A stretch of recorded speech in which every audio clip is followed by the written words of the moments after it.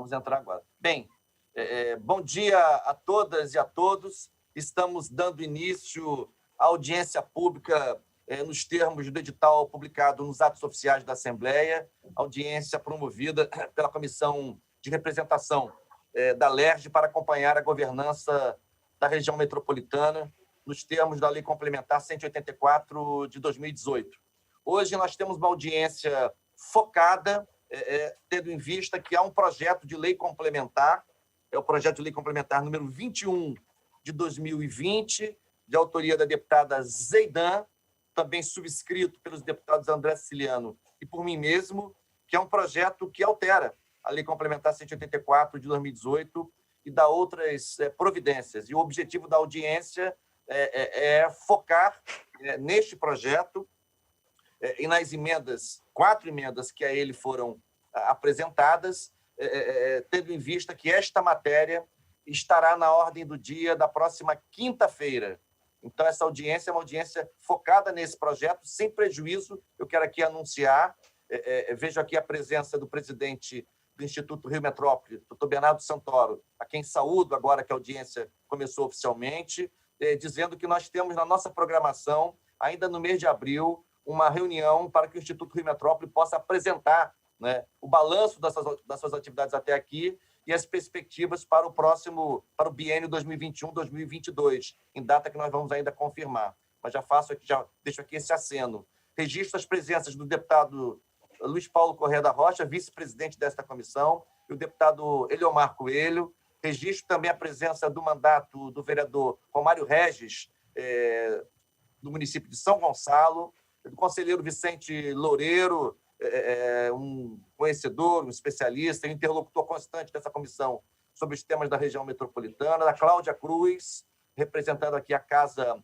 Fluminense, além de assessorias e de outros mandatos que eventualmente ainda vão se incorporar a essa audiência pública. Pois bem, o projeto de lei complementar, objeto desta audiência pública, é o projeto de lei complementar 21 de 2020, como eu já disse, que busca acrescentar a Lei Complementar 184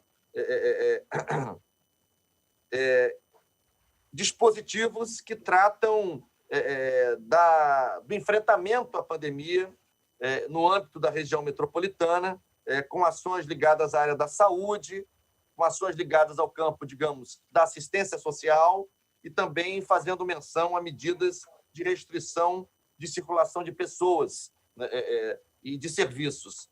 Por isso, a gente tem o objetivo de colher impressões nesta audiência pública sobre este projeto, sobre 4 emendas que lhe foram apresentadas, 3 são, inclusive, de minha autoria, né, e uma de autoria do deputado Rodrigo Amorim.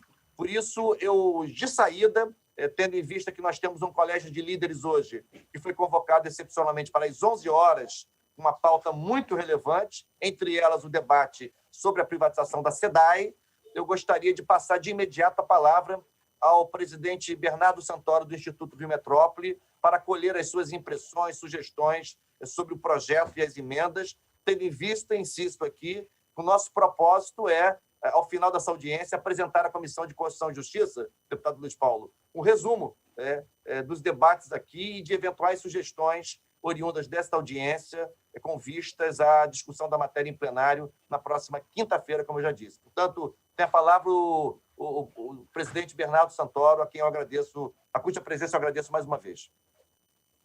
Deputado, bom dia novamente. Eu que agradeço o convite, agradeço também a presença e o partilhar de tempo aí com os demais deputados, Luiz Paulo, Eliomar Coelho, o representante do vereador de São Gonçalo. É uma grande honra estar aqui com os senhores nesse dia.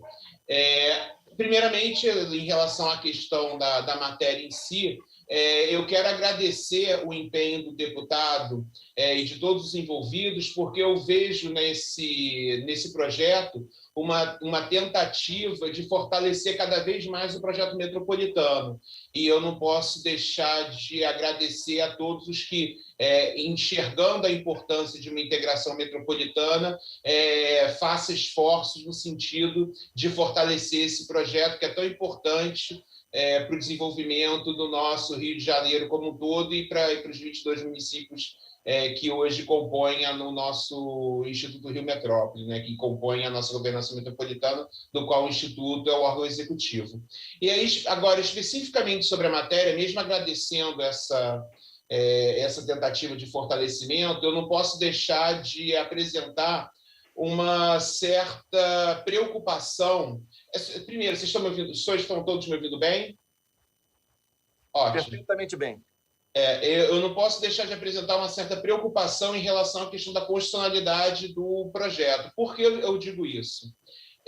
A lógica da região metropolitana é a governança metropolitana tomar para si e gerir de maneira macro aquilo que é de interesse local do município e que, por conta da sua lógica, ele acabe virando um interesse comum. Na verdade, o que ocorre do ponto de vista constitucional é o seguinte: o artigo 30, inciso 1º da Constituição Federal, ele dispõe, na verdade, o artigo 30 dispõe de várias competências municipais, dentre elas o inciso 1º, que diz que tudo aquilo que for de interesse local pertence de competência municipal. O artigo 25, parágrafo 3º, que, na verdade, é o que embasa todo o projeto metropolitano, ele fala que com a regulamentação, etc. e tal, aquilo que é de interesse local passa a poder ser de interesse comum e gerido,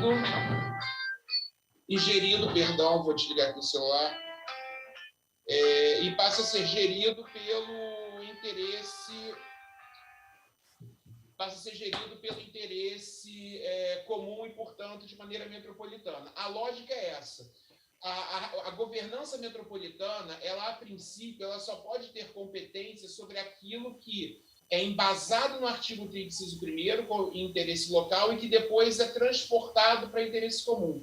Qualquer outra competência municipal, seja aquelas que estão esculpidas nos incisos 2 e seguintes do artigo 30, como em qualquer outra competência esculpida em qualquer outro artigo da Constituição, ele, a princípio, não é de característica de absorção, de ser avocado pela região metropolitana. A questão da saúde, ela está esculpida e regulamentada na Constituição nos artigos 196 e seguintes. Portanto, a princípio, a sua natureza não é de avocação natural pela gestão metropolitana, porque ela não está embasada pelo artigo 30, inciso 1º, e sim pelo artigo 196 e seguinte. Portanto, eu entendo, a princípio, que caso efetivamente venha a haver o interesse do governo do Estado em transferir essa competência ou pedaços dessa competência para a gestão metropolitana, isso não seria feito de maneira natural. Talvez fosse considerado, se tanto, uma delegação de competência. E ainda assim o Estado só teria a força para delegar o que pertence a si, e não ao que pertence aos municípios, e que é o diferencial da gestão metropolitana. O diferencial da gestão metropolitana, como eu disse, é exatamente tomar para si competências municipais e geri-las de maneira metropolitana. Então, assim, essas são as minhas impressões, as minhas preocupações, na verdade, que eu demonstro, exposo para os senhores todos aqui, mas eu quero deixar claro, e aí terminando a minha fala, que, caso seja de decisão e deliberação da Alerj, efetivamente fazer essa delegação de competências para a região metropolitana, saibam os senhores que, do ponto de vista de estrutura, o Instituto Rio Metrópole não vai descansar e vai se desdobrar em busca de se estruturar para que a gente possa cumprir todas as ordens a serem emanadas do Conselho Deliberativo da região metropolitana, já com vistas a essa nova competência do Conselho Deliberativo. Então, eu quero deixar claro que o Instituto Rio Metrópole, com tomada essa decisão pela Alerj, tomadas as decisões pelo Conselho Deliberativo, está à disposição dos senhores para cumprir tudo que os senhores precisarem, com esse asterisco, né, da minha preocupação pessoal de uma eventual inconstitucionalidade desse projeto de lei complementar. Então, de novo, agradeço a paciência dos senhores em me ouvir, peço desculpas pelo celular ter tocado nesse momento, e qualquer coisa estou à disposição dos senhores para dúvidas, sugestões, e, como sempre, agradecendo a parceria dessa comissão, que tem sido sempre muito gentil, embora fiscalizando, como tem que ser, sempre muito gentil com o Instituto Rio Metrópole em busca do fortalecimento da gestão metropolitana. Muito obrigado aos senhores. Obrigado, presidente Bernardo Santoro. Eu queria citar também, ao lado do presidente, usando aí o mesmo monitor, o senhor Maurício Knoploch, que também integra a equipe dirigente do Instituto Rio Metrópole, que desde 2019 tem sido interlocutor constante da nossa comissão. Pergunto ao doutor Maurício Knoploch se deseja fazer uma observação nesse momento ou mais adiante. Bom dia, deputado Waldeck. Bom dia aos demais presentes. Não, nesse momento, faço minha das palavras do presidente Bernardo e vamos seguindo aí o debate, que acho que a gente vai começar a construir coisas interessantes aí mais adiante. Muito obrigado. Eu passo a palavra, então, para as suas observações, para o conselheiro Vicente Loureiro, cuja presença também agradeço aqui na nossa audiência pública. Bom dia, deputado Waldeck, deputado Luiz Paulo, deputado Eliomar, os representantes aí de mandatos de vereadores da região metropolitana. Bom dia ao Bernardo e ao Maurício, lá do Instituto Rio Metrópole.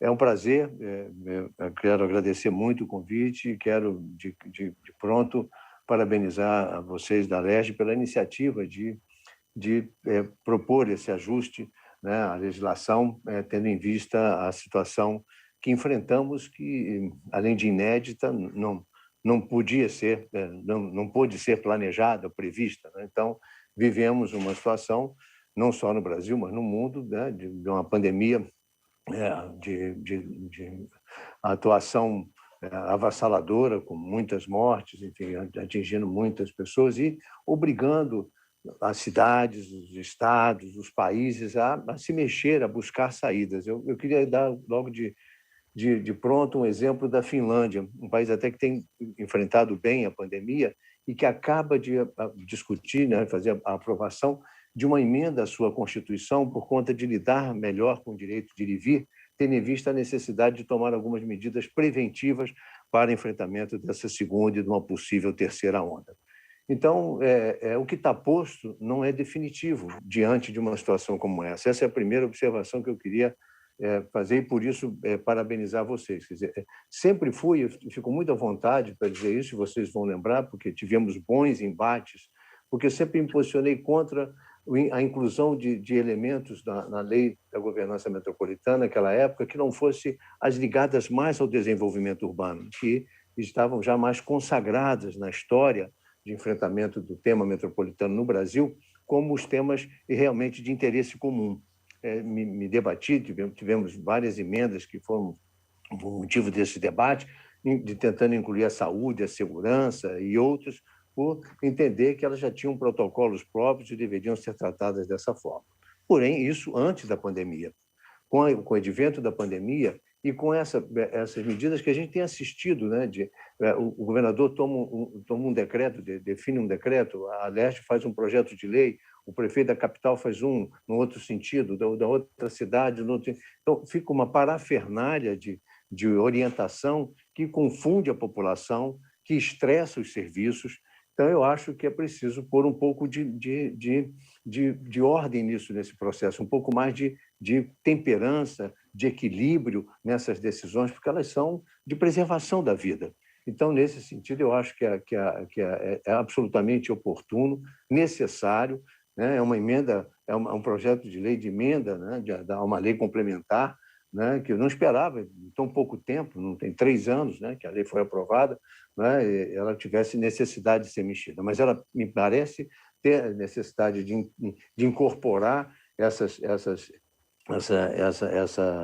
mudança na medida em que temos diante de nós um desafio em que a maneira como está posta, cada um atirando para um lado, buscando uma solução, às vezes da melhor das intenções, mas que acabam não fazendo fluir os serviços e as comunicações e as interfaces entre as atividades econômicas e sociais presentes no território metropolitano que a pandemia está a exigir. Então, eu saúdo parabenizo. E a única observação que faço, deputado Waldeck e demais assistentes, é que acho que era interessante gravar essa temporalidade. Ela é uma medida que ela serve para uma circunstância excepcional que espero e desejamos todos que tenha fim o mais breve possível.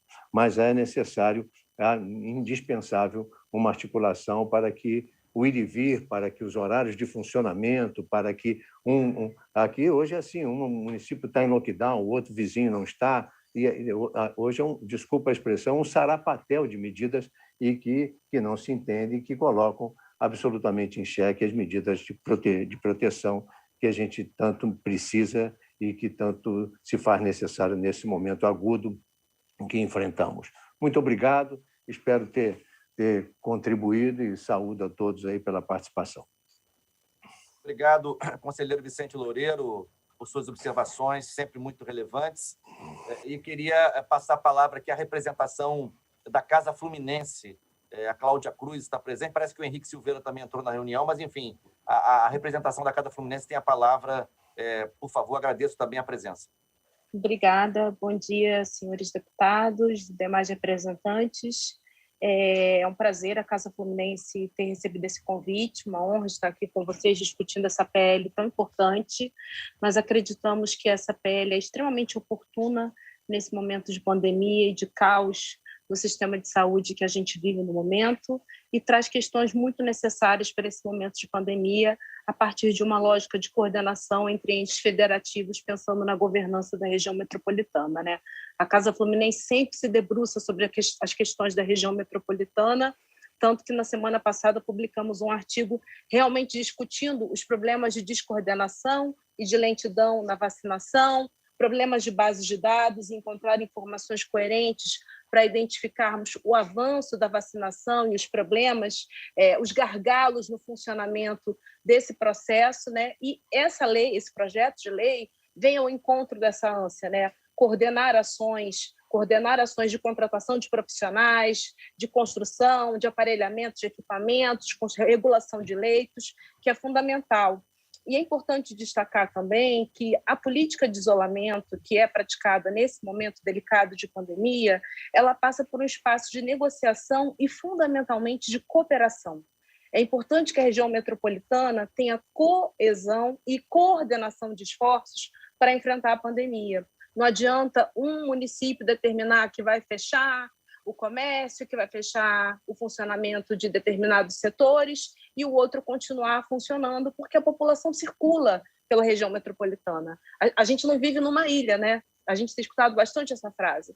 As pessoas circulam pela região metropolitana e as pessoas buscam vacinas em diferentes locais, né? Então, mais do que nunca, o enfrentamento da pandemia, ele não é para ser tratado nesse momento como uma contenda política. Ele é um momento para ser tratado como uma questão de saúde pública e de saúde coletiva. E pensando numa questão de saúde pública e de saúde coletiva, esforços coordenados trazem mais resultados. Precisamos, sim, nos organizar enquanto região metropolitana para coordenar nossas ações e, principalmente, para vacinar a população e produzir dados confiáveis para que possamos avaliar o avanço da região metropolitana no combate à pandemia do coronavírus. Eu agradeço, essa é a minha fala bastante sucinta, tendo em vista o tempo que temos. Muito obrigada. Muito obrigado, Cláudia Cruz, representando aqui a Casa Fluminense, que é uma instituição que produz estudos muito relevantes, inclusive sobre a região metropolitana, com dados muito qualificados. Agradeço mais uma vez a presença da Casa Fluminense. Antes de passar para os mandatos, para os parlamentares, quero saber se há alguma outra entidade ou instituição aqui presente na audiência que queira se manifestar sobre o projeto. Bom, não havendo, eu passo a palavra ao deputado Luiz Paulo Corrêa da Rocha para a sua manifestação. Em seguida, vamos ouvir o deputado Eliomar Coelho e também o mandato do vereador Romário Regis. Deputado Luiz Paulo tem a palavra. Senhor presidente, deputado Waldeck Carneiro, senhores deputados presentes, Eliomar Coelho, senhoras e senhores. Primeiro, que eu ouso discordar do presidente do Instituto Rio Metrópole quanto à constitucionalidade da matéria. A Carta de 88,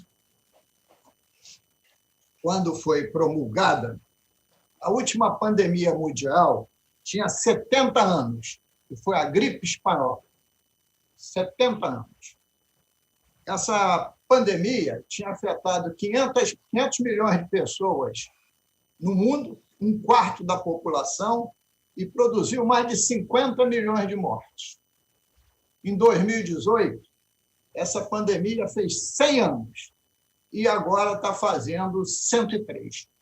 Por via de consequência, nem a Carta de 88, nem as decisões do Supremo a respeito de região metropolitana, nem tampouco quando o regime ditatorial, em 1975, na década de 70, implantou o conceito de região metropolitana, tinha previsibilidade de pandemias. O próprio Supremo Tribunal Federal tem decidido, muitas e muitas vezes, arranhar a Constituição, que a questão da saúde pública está em primeiro lugar. Agora mesmo, quando nós aprovamos a lei que dizia respeito à extensão dos feriados em 10 dias, o deputado Valdec Carneiro é testemunha, aprovamos um dispositivo dizendo que, em havendo contraditório entre os poderes, vale a decisão mais restritiva, para não dizer claramente que o poder constituído para decidir localmente é o município. Então, eu não vejo, nessa excepcionalidade de pandemia, inconstitucionalidade da matéria. Mas não vejo mesmo. Acho até desejável que, em vez de um governador se reunir com meia dúzia de empresários ou o prefeito com outra meia dúzia, que reunisse toda a região metropolitana, todos os prefeitos, para tomar medidas comuns, para nós não assistirmos o que bem abordou o deputado Vicente Loureiro, deputado não, o nosso conselheiro Vicente Loureiro, quando diz que cada um puxa a sardinha para um lado. Tem visto continuadamente o prefeito de Duque de Caxias contrariar todas as regras em período de pandemia, todas sem exceção. E até mesmo, com a presença do nosso vereador de São Gonçalo, verifico também que o prefeito de São Gonçalo também não está atento para essas questões, né? Descumprindo todo um conjunto de decisões, né? E uma grande fragilidade do governo federal, que devia assumir, através do PNI, a coordenação geral de tudo e não assume pelas suas medidas negacionistas. Então, eu acho que o projeto de lei vem em boa hora, não vejo vício de inconstitucionalidade. Claro que sabemos que as políticas de educação e de saúde não são consideradas políticas de infraestrutura, não estariam no escopo da questão metropolitana, mas, evidentemente, que a pandemia é a excepcionalidade.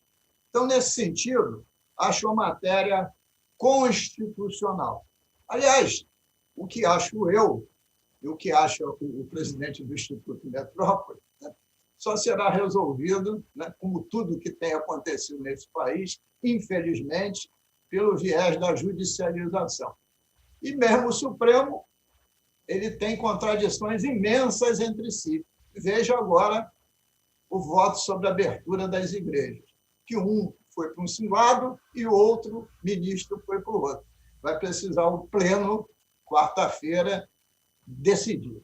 Dito isso, deputado Valdec Carneiro, eu acho o projeto pertinente, fui um grande defensor da Lei Complementar 184 de 2008, custamos muito a aprová-la, Vicente Loureiro é testemunha, foi um avanço e tem que ter nela a exceção para a pandemia, porque ele é um problema do Brasil, um problema do Estado, mas ele é mais grave nas regiões metropolitanas por causa das superpopulações. E aqui mora entre 70% e 80% da população fluminense. Essa é a primeira questão. A segunda, senhor presidente, porque eu vou me retirar, eu queria dizer que, sobre as emendas, eu tenho uma discordância terminológica, já que o senhor é um homem profundo conhecedor, né, do nosso vernáculo, né? Inclusive, lhe denominamos de enciclopedista. Eu não gosto do termo entes federados. Eu acho que tem que ser entes federativos, porque os entes federativos são os entes subnacionais, estados e municípios. Entes federados é a própria União, que também é um ente federado. E esse projeto visa exatamente, no meu entendimento, os entes federativos. Mas, como eu não sou o autor da emenda, eu estou dando aqui a minha interpretação. Isso está no texto da emenda modificativa número 1, é o inciso 7 do artigo 7. E tanto é que a emenda número 4, que tem que ser aglutinada à emenda 1, versa sobre o mesmo tema e fala em entes federativos envolvidos e não em entes federados. Então, essa é a primeira observação sobre as emendas. Quanto à emenda modificativa número 3, que o senhor cita, e a medida é sua, senhor presidente, os 22 municípios que estão contidos na região metropolitana, seria interessante citar de que leis foram retiradas, né? Das leis complementares que criaram a região metropolitana, para que a gente não fique em dúvidas se esqueceu-se de um município ou se incluiu outro. Mas eu contei aqui, tem os 22. Né? Então, essas seriam as duas sugestões que eu daria sobre as emendas, né? Do seu relatório para a CCJ, e volto a insistir que a matéria é bastante importante, os senhores foram mais abrangentes, não ficaram só na pandemia, também fizeram alusão às endemias, né? E também às epidemias, como formas mais brandas de pandemia, e até porque, quando a pandemia ceder, né, que eu espero que seja rápido, ela vai virar, né, uma endemia. Ela não vai acabar da noite para o dia. E as medidas vão ter que ser continuadas. Por isso, acho razoável, né, que nós realmente citemos endemias, epidemias e pandemias, porque será a escala inversa, né, retrógrada, que, felizmente, um dia acontecerá. E, quiçá, talvez, o senhor possa dizer, em algum momento, com uma subemenda, né, que você está tratando do tema saúde na excepcionalidade da pandemia, que aí contempla, inclusive, a hipótese do presidente do Instituto do Rio Metrópole, que é uma medida de exceção. A regra não é essa, mas a exceção pode ser. Obrigado, senhor presidente. Obrigado, deputado Luiz Paulo, por suas considerações e sugestões, que serão úteis ao nosso relatório. E eu queria aproveitar, antes de Vossa Excelência deixar a audiência, para sinalizar, com a presença aqui do presidente Bernardo Santoro e também do deputado Eliomar Coelho, a quem eu passo a palavra em seguida, deixar assinalado, como nós havíamos combinado na comissão, as agendas da comissão às sextas-feiras, assinalado a possibilidade de uma reunião na sexta-feira, dia 16 de abril, pela manhã, para que o presidente do Instituto Rio Metrópole possa apresentar o seu balanço, as suas perspectivas para o biênio 21 e 22, e também sugestões que o Instituto já vem compilando sobre eventuais aperfeiçoamentos na Lei Complementar 184. Então, deixo aqui essa agenda assinalada, vamos confirmá-la ainda hoje até o final do dia, mas antes que o deputado Luiz Paulo se ausente da audiência. Bom, o deputado Eliomar Coelho tem a palavra, por favor. Em seguida, veja aqui presente na audiência o vereador Romário Regis, de São Gonçalo, que fará uso da palavra também. Deputado Eliomar Coelho tem a palavra. Bom dia, deputado Valdec Carneiro. Quero cumprimentar também o deputado Luiz Paulo Corrêa da Rocha, companheiro Vicente Loureiro, cumprimentar Cláudia Cruz, representante aí da Casa Fluminense, e o presidente do Instituto Rio Metrô, e os demais presentes, né, a esta audiência pública. Olha, eu inclusive, acho que é um teste que nós vamos fazer, porque estamos trabalhando especificamente a política pública da saúde, mas logo depois, quando não existia pandemia, além das endemias que vão deixarem no rastro dessa pandemia, é a questão das desigualdades sociais que tem que ser enfrentadas, porque se isso não for enfrentado, realmente é muito complicado. E para serem enfrentados, aí eu vou na linha do Vicente Loureiro. Quer dizer, tem que haver uma concertação entre as representações dos municípios, quer dizer, entre os executivos municipais que constitui exatamente a região metropolitana. Não dá para um ficar fazendo uma coisa, outro fazendo outra, outro fazendo isso, aquilo, e no fundo, não há um resultado positivo de nada. Essa é que é a verdade, né? Quer dizer, o que está acontecendo em relação, por exemplo, a uma lei que foi aprovada na Assembleia Legislativa, no caso das exigências, os protocolos serem colocados em prática, na medida que haja uma diferença entre aquilo que é determinado pelo Executivo Municipal e aquilo que é determinado pelo Executivo Estadual, prevalece aquela exigência que for mais rígida. Isso está sendo desrespeitado o tempo todo. Quer dizer, por que está sendo desrespeitado o tempo todo? Quer dizer, no fundo, o problema está no nascedouro, que não teve a concordância ou a participação efetiva de todos os executivos municipais constituintes da região metropolitana, 22 municípios. Então, nós vamos conviver com problemas seríssimos depois da pandemia, exatamente por conta dos problemas de caráter social que vai acontecer. Essa questão do desemprego, a questão... realmente, ninguém tem a menor noção do que pode acontecer. Só sabemos que o que está aí pela frente não vai ser coisa boa. E isso daí tem que ser tratado com equilíbrio, tem que ser tratado com muito cuidado, tem que ter um zelo todo especial, tem que ter realmente a construção de tratativas entre os executivos municipais da região metropolitana para ver se realmente a gente consegue levar adiante uma administração ou uma governança exatamente da região metropolitana. De maneira que a minha preocupação passa por isso daí. É uma participação que eu não vejo de forma efetiva daqueles que realmente tem tudo a ver com o que a gente está discutindo, que é o prefeito do município, o executivo do município, A, B, C, D, o dos 22. Então, mas de qualquer maneira, como está previsto, inclusive, essa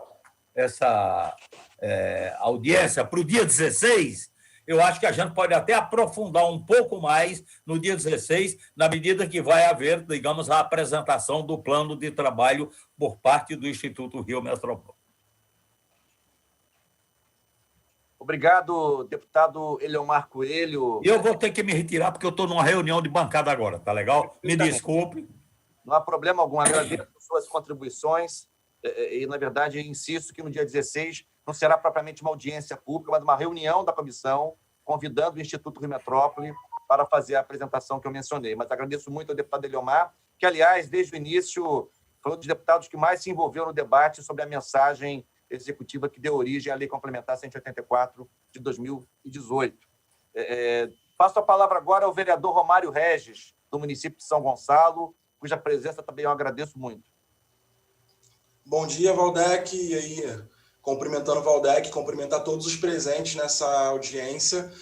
Dizer que esse debate ele é fundamental e aí falar um pouco sobre o meu papel aqui como observador e como uma pessoa que está acompanhando esse debate, porque a minha cidade é uma das cidades que quase sempre fica fora das orientações regionais, né? A gente sempre está de fora dos debates que têm a ver com o desenvolvimento regional e, naturalmente, agora ao combate à pandemia, ao combate ao Covid. Então, Waldeck, esse projeto que vocês estão encaminhando hoje, ele é fundamental para a discussão de governança, especialmente nesse tema sanitário, né? Minha cidade está com mais de 91% dos leitos de CTI ocupados aqui e a gente não está seguindo as orientações mais restritivas e as medidas que deveriam ser as mais adequadas para combater o Covid. O vírus ele não vê fronteira e também não vê nenhuma determinação limítrofe, né, geográfica. E isso faz toda a diferença para que o ente que possa liderar esse processo ele garanta que todos os municípios se organizam de uma maneira mais equilibrada possível, né? É óbvio que tem a dinâmica específica de um determinado local, mas a discussão sobre governança é sobre isso, né? É um olhar um pouco mais geral, um pouco mais amplo sobre as localidades, sobre as questões territoriais. Então, só para registrar aqui a importância desse debate, para que cidades que muitas vezes estão de fora das melhores medidas internacionais e nacionais não sofram por conta dos gestores locais. E aí, reforçando a importância desse debate sobre governança, e parabéns para todo mundo que está nesse debate. Muito obrigado. Obrigado, vereador Romário Regis, que eu quero aqui, inclusive, dizer que está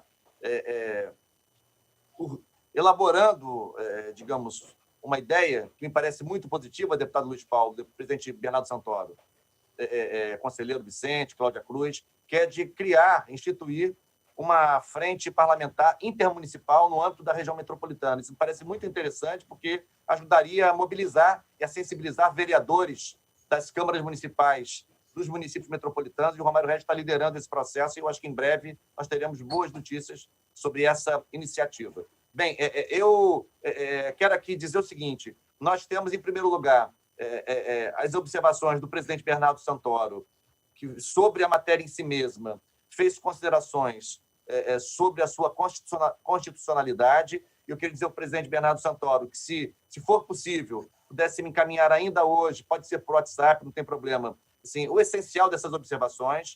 O deputado Luiz Paulo fez, conselheiro Vicente Loureiro, fez observações, sobretudo em relação à matéria, ressaltando a necessidade de demarcar essa questão da temporalidade, né? Porque pandemias, epidemias, endemias são períodos excepcionais, né? Isso não são tempos comuns, não são tempos ordinários, né? De alguma maneira, isso ficar consignado no texto. O deputado Luiz Paulo, sobre a matéria em si mesma, fez considerações sobre a possibilidade de aglutinarmos as emendas 1 e 4 em relação, sobretudo, ao vocábulo federativo, que lhe parece mais adequado que o vocábulo federado em relação aos entes.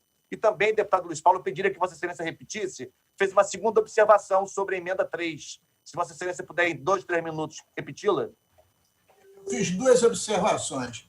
Quando você lista os municípios da região metropolitana, e eu contei, você listou 22, para que não pare dúvidas, botar em que lei complementar você retirou os 22 municípios.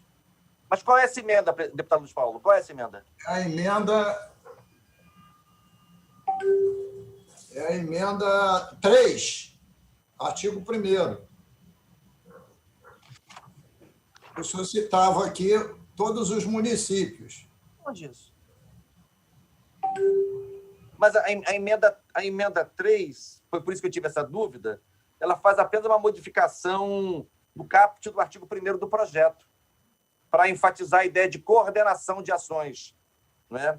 Não, então você tirou, você não vai repetir os municípios.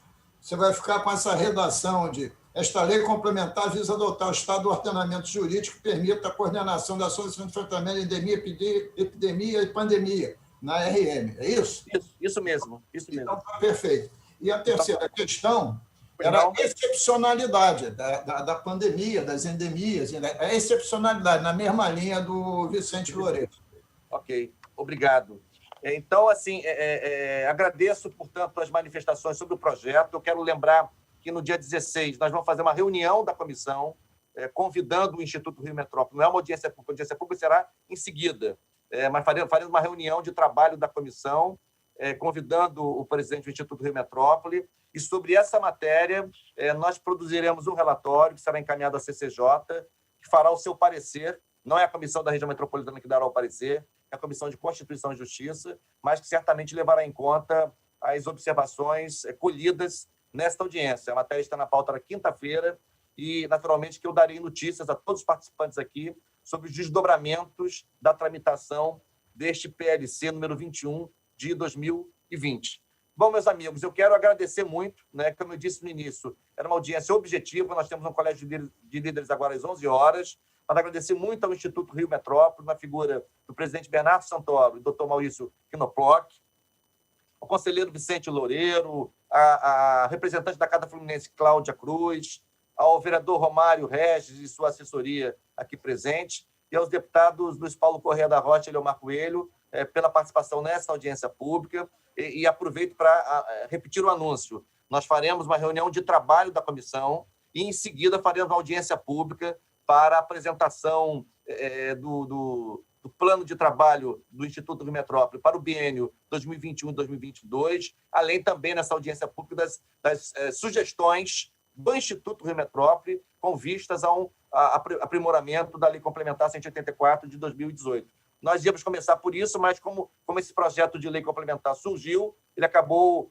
digamos assim, subvertendo o nosso planejamento, a nossa cronologia inicial, mas em breve faremos nova audiência pública sobre uma discussão mais geral, sabe, conselheiro Vicente Loureiro? Fazer um primeiro balanço da Lei Complementar 184 e, eventualmente, debater com calma sugestões para o seu aperfeiçoamento. Lembrando ainda que ainda temos o debate a ser feito a respeito do PDUI, né? Do Plano Estratégico de Desenvolvimento Urbano Integrado, que deve ser encaminhado à Assembleia Legislativa, e aí, na reunião com o Instituto Rio Metrópole, nós vamos ver em que momento o Instituto estará em condições de apresentar também uma minuta do PDUI. Tá bem, pessoal? Quero agradecer muito a presença de todos e todos e declarar encerrada a presente audiência pública.